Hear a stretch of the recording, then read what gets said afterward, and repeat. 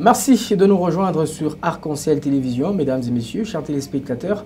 À disséminer dans toutes les 7 communes de la ville de Lubumbashi, vous êtes en train de suivre votre télévision, plus précisément Alpha Omega, le programme qui vient de commencer, bien entendu. Aujourd'hui, dans un cadre un peu plus particulier, nous allons parler d'une thématique assez intéressante. C'est bien entendu la question liée au culte, à la préparation du culte. Eh bien, vous le savez très bien, on ne s'amène pas à l'église de n'importe quelle manière. Il va falloir qu'on ait d'abord le temps de se préparer. Et cela, c'est bien entendu tous les acteurs qui font partie d'un culte. Ici, je parle bien entendu d'un conducteur de culte, du pasteur, celui qui doit prêcher, des chantres et même des protocoles. Bref, de tout celui qui va participer à un culte. Pour en parler avec moi sur ce plateau, le frère Christian Kabongo, à qui je dis bonjour et bienvenue. Bonjour Papa Arsène, merci beaucoup.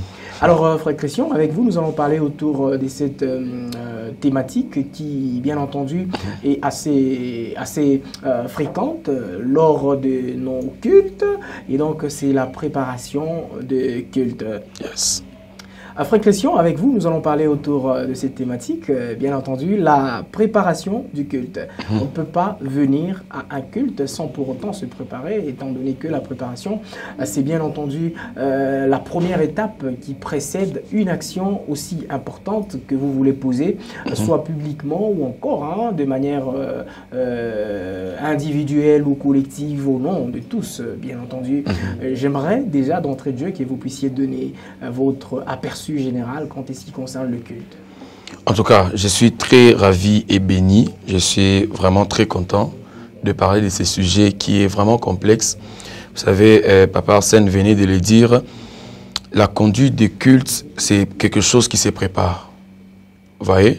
Alors, dans un culte, ce que je sais, toutes les personnes qui participent, les chantres, les conducteurs de culte, les pasteurs, même l'ensemblée, toutes ces personnes-là ont des rôles à jouer.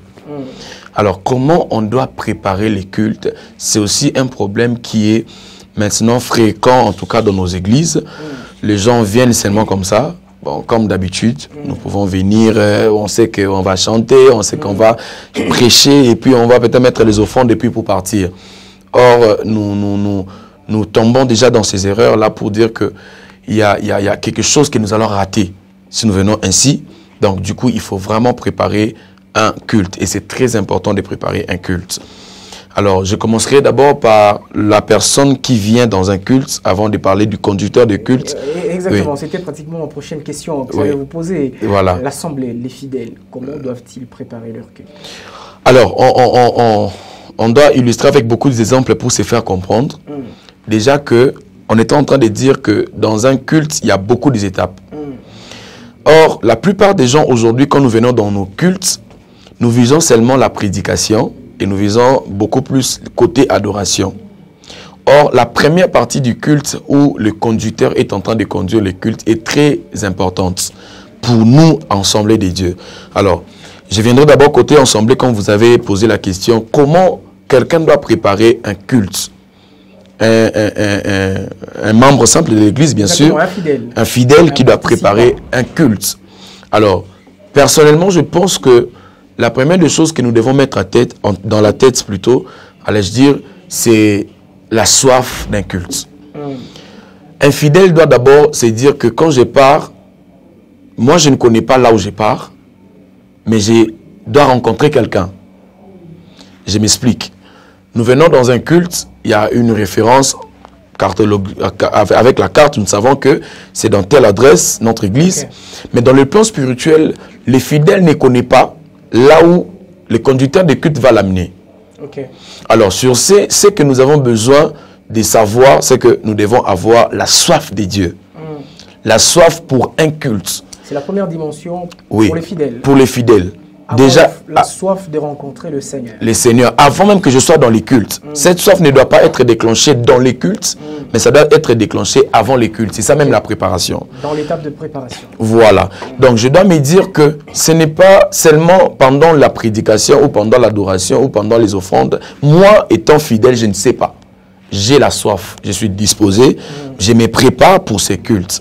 Alors, pendant que quelqu'un se dit que je dois avoir la soif de rencontrer le Seigneur, il doit maintenant tirer attention par rapport à une chose, c'est le temps.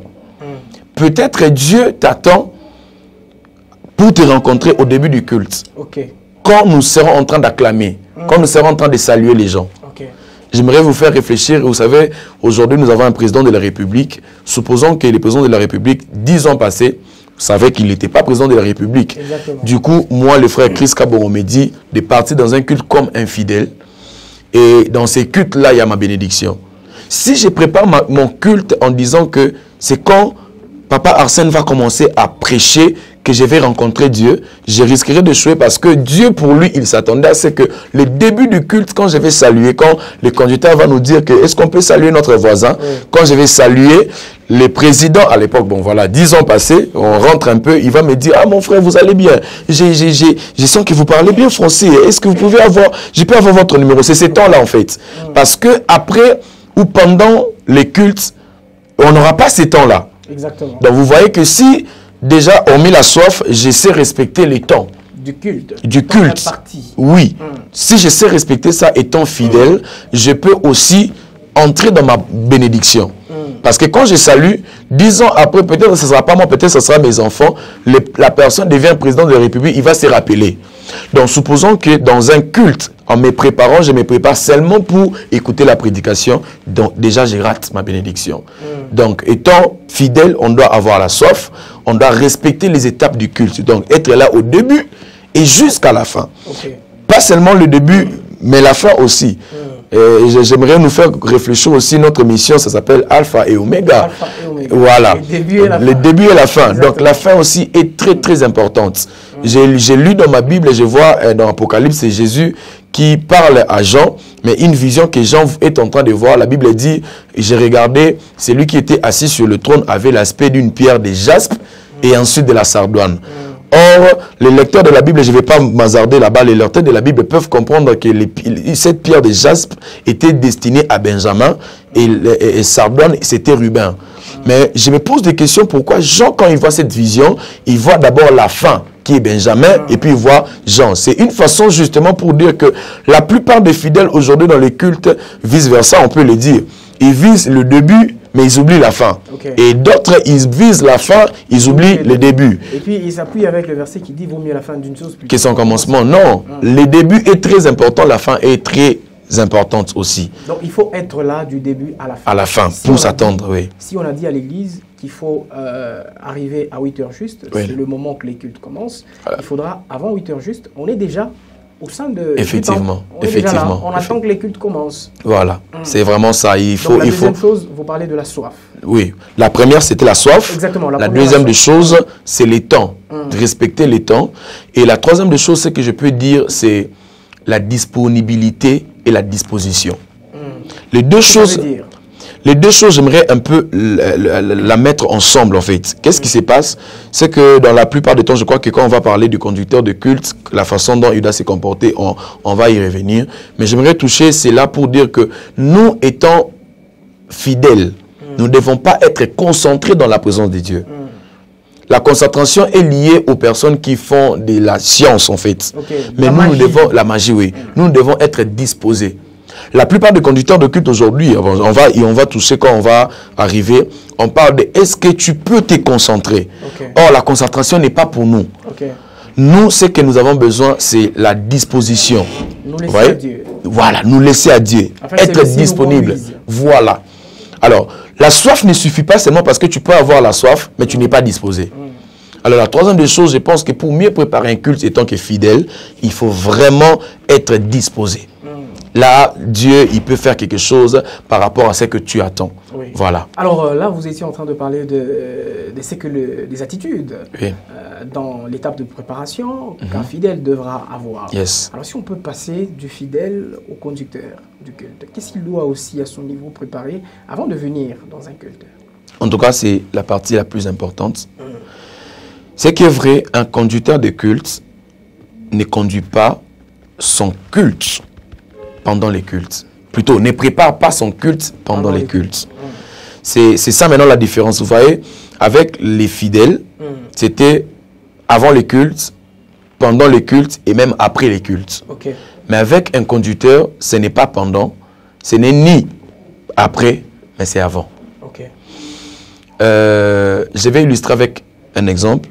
J'étais en train de dire tout à l'heure qu'on va donner beaucoup d'exemples pour nous faire comprendre.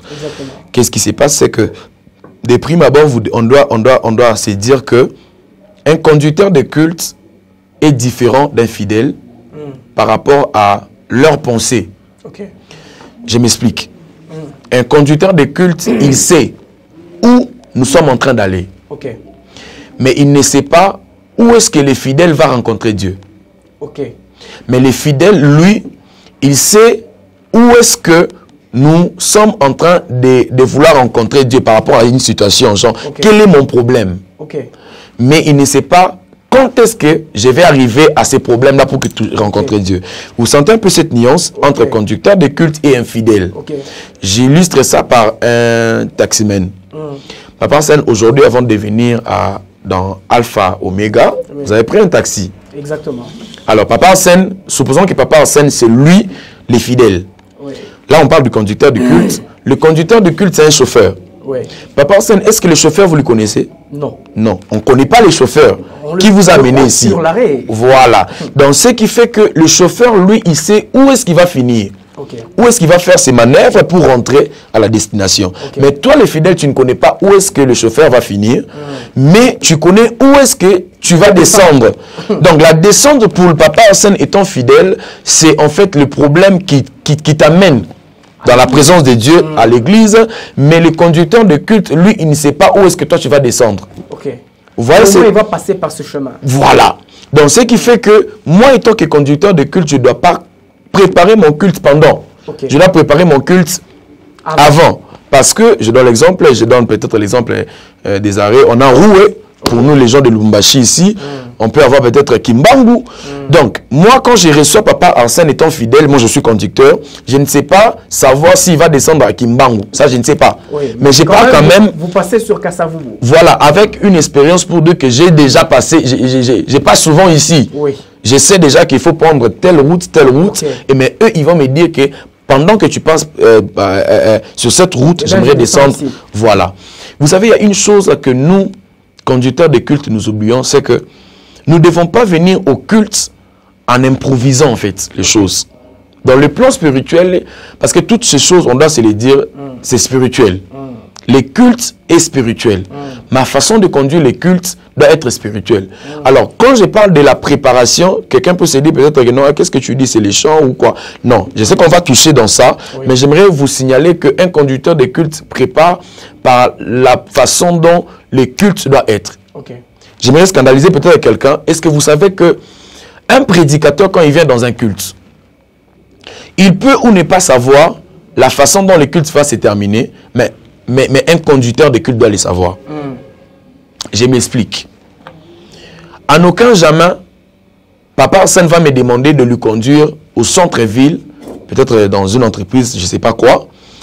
Si il me demandait d'aller avec lui, c'est parce qu'il sait que moi, étant que son frère, je connais déjà l'adresse. Donc, ce qui fait que la meilleure façon pour un conducteur de culte de préparer un culte, c'est de faire d'abord un culte, celui à la maison. Donc, le conducteur de culte passe son culte avant les cultes. Parce qu'il doit savoir où est-ce que Dieu veut amener son peuple. Et lui, maintenant, il va prendre ces peuples-là pour les amener. Un chauffeur de taxi ne peut jamais se dire que non, allons en ville, s'il n'a jamais été en ville. Parce qu'il va tâtonner. Il risquerait de prendre la route qui mène vers le golfe. Donc, vous comprenez que pour nous, les conducteurs des cultes, nous devons commencer à préparer notre culte avant les cultes. Nous devons faire un culte avant les cultes. Entre parenthèses, je vais fermer la parenthèse plus rapidement. Vous savez, depuis un certain temps, beaucoup de gens me demandaient comment tu fais pour dégager l'atmosphère quand tu conduis les cultes et tout. J'ai échoué de répondre, mais à un certain moment, Dieu m'a expliqué en fait. Qu'est-ce qui se passe? Ça se passe là en fait. Dans nos églises aujourd'hui, chaque samedi, on sait que nous avons une répétition. Or, pour un conducteur de culte, quand nous venons dans ce que vous appelez répétition, moi, ce n'est pas une répétition, ça doit être un culte. Parce que je dois avoir l'aspect des choses, comment Dieu veut que les cultes soient. J'ai fait un culte pour que pendant les cultes que vous appelez culte, moi j'étais déjà là-bas. Donc c'est ça la préparation d'un culte pour un conducteur de culte. Voilà. Alors, quand vous dites qu'il doit préparer, il doit faire le culte avant le culte, ça signifie exactement quoi? Il doit rester à la maison et faire toutes les étapes en train de les répéter, ou c'est de quelle façon? Voilà. De manière un peu plus pratique. Une très belle question, une très belle question. Alors, il y a une chose que vous avez parlé, ça m'éthique en fait, j'aime, c'est que la préparation que je suis en train de dire, ce n'est pas avoir les étapes, c'est une préparation spirituelle. Ok. C'est la première des choses. Oui, je sais qu'on va aussi toucher une préparation artistique. Oui. C'est aussi très importante. Oui. Mais je parle beaucoup plus d'une préparation spirituelle. Pourquoi? Parce que ça doit être quelque chose que tu as déjà maîtrisé, si je peux le dire, dans le plan spirituel. Quand je parle de maîtriser, dans le sens où tu deviens ami au Saint-Esprit. Parce qu'on doit se le dire, le meilleur conducteur, ce n'est pas l'homme. C'est le Saint-Esprit. Et c'est le Saint-Esprit qui conduit l'homme. Mais il sait à savoir que c'est le Saint-Esprit qui passe par l'homme. Donc l'homme devient l'instrument. Par lequel l'Esprit passe. Passe pour communiquer ce qu'il avait déjà, pas ce qu'il a sur place. Parce que le Saint-Esprit, il sonde les profondeurs de nos cœurs. Il sait déjà que Papa Arsène a tel problème, il a telle situation qui complique. Donc avant même qu'il vienne au culte, le Saint-Esprit déjà est en train de préparer comment visiter la personne. Donc, il doit maintenant utiliser un homme. Donc, la préparation que j'ai dit, c'est dans le plan spirituel. Beaucoup plus de personnes, ils viennent dans un culte étant conducteurs avec des méthodes. La science. Oui, oui. Quand on vient avec les méthodes, nous n'allons pas rencontrer Dieu. Tu vas échouer l'objectif en fait. Alors, la meilleure des choses, la meilleure façon pour un conducteur de culte, pour de préparer son culte, c'est la prière. La prière, c'est le secret. En tout cas, qu'on ne se les trompe pas. Je sais qu'il y a beaucoup de conducteurs de culte qui parlent mieux. Ils parlent mieux français, peut-être plus que Papa Arsène, parce que lui parle très bien français. Vous voyez? Mais ce n'est pas question seulement de mots, mais c'est question d'une vie. Voilà. Pour mieux conduire les gens, il faut que ça soit ta vie à toi. Que tu transmets aux autres. Voilà. Oui, vous sentez que ça devient maintenant comme une expérience. Ok. Un pilote, quand il conduit les gens, et d'ailleurs je vais aller plus loin, un pilote quand il conduit les fidèles, et les fidèles et les pilotes, ils ne se voient pas. Exactement. Vous voyez? Mais donc, ils vont quand même à Kinshasa. Ils vont quelque part, vous voyez? Donc ce qui fait que, moi étant que conducteur de culte, je n'ai pas besoin de savoir c'est qui que je suis en train de conduire. Mais j'ai besoin de savoir qui m'a mandaté pour conduire. Ok. Lui qui connaît qui est à bord. Voilà. Vous comprenez un peu. Donc, ce qui fait que on a beaucoup d'agences d'avions et tout. Donc, vous allez comprendre que quand, je ne vais pas citer les noms, pour question de publicité, telle agence, je vais voyager. Papa Arsène, je pars à l'agence, je prends mon billet. Mais je ne me pose pas la question, c'est qui va nous conduire? Je ne pose pas cette question-là. Parce que vous savez qu'il y a quelqu'un d'expérimenté qui va vous faire arriver à la destination. Voilà. Donc, pour un conducteur de culte aussi, c'est l'inverse. Donc, tu ne dois pas savoir c'est qui, c'est quel peuple. Est-ce que c'est à la Katouba? Est-ce que c'est au Golfe? Moi, la chose que je dois faire, c'est me préparer, être sûr que j'ai la possibilité de conduire les personnes là, vers là. C'est comme ça que tout à l'heure, j'étais en train de dire, un conducteur de culte, il sait comment commencer et il sait comment finir. Mais il ne sait pas à quel moment là, Dieu va visiter les voilà. Vous voyez, donc ce qui fait que quand je suis étant aviateur pilote, quand je suis devant, je ne sais pas qui est mon, ça s'appelle comment, mon VIP, qui est dans économie, etc. Vous voyez, c'est très important de souligner ces points-là pour dire qu'un conducteur de culte, je dois préparer mon culte avant le culte, mais dans la prière en fait. Ça se passe dans la prière parce que c'est là que Dieu t'inspire des choses, c'est là que Dieu te montre le chemin à suivre. Voilà. Alors, le temps matériel nous manque de pouvoir parler du chantre. Et aussi de parler du prédicateur. Parce que ce sont des acteurs qui font partie justement de l'élaboration d'un culte. Ou bien les acteurs qui font à ce que le culte puisse très bien se dérouler en l'honneur à l'Éternel. Mais avant qu'on finisse complètement, est-ce que vous pouvez donner une petite conclusion quant à ce qui concerne la préparation du culte à tous les téléspectateurs et enfants des dieux qui nous regardent à l'instant précis? Très important. Alors, de prime abord, j'aimerais souligner que c'est parmi les choses qui fera en sorte que toi étant fidèle, toi étant conducteur de culte, que tu puisses rencontrer Dieu.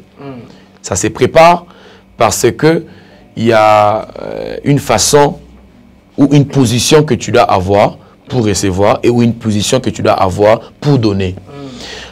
Aujourd'hui, dans nos cultes, il y a des choses que nous ratons parce que nous ne sommes pas préparés.